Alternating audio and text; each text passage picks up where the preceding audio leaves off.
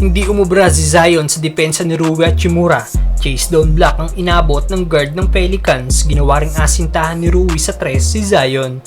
Matapos nga pong mawala si Vanderbilt sa lineup after na ma-injured ito laban sa Boston Celtics, nagbago na nga po ng lineup si Coach Ham at ginawa ng isa sa starting forward ng team si Rui Hachimura na 4 games straight ng kabilang sa first 5 ng Lakers.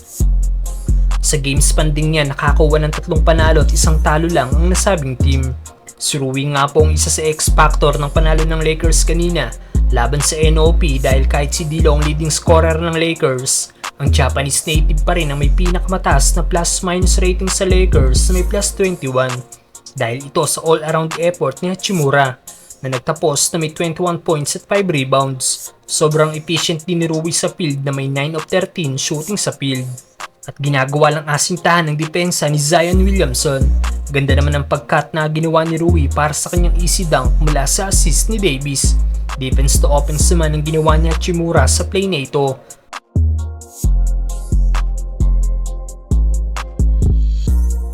Ganda naman ang shake and bake ni Rui at inirahan lang ang 2 player ng Pelicans na kahit ang depensa ni Zion ay hindi umobra sa opensa ni Rui at kinaldag lang ang Pelican star.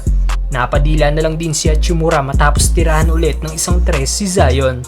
Dala sa fake naman si Zion at dinaktakan lang ng Lakers forward. Hindi naman inabot si Rui ng mga big man ng NOP at ginawan lang ng 200 dunk ni Hachimura.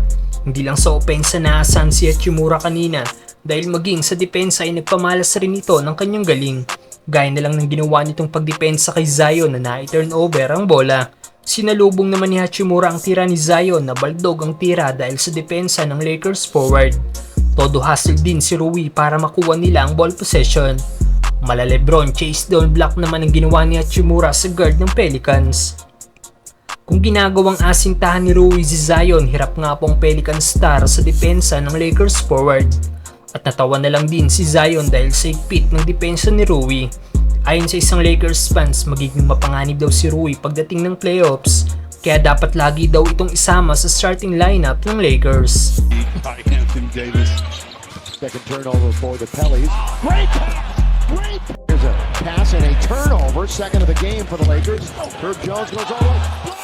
By Rui! But what an effort by Rui, coming back and making a great defensive play.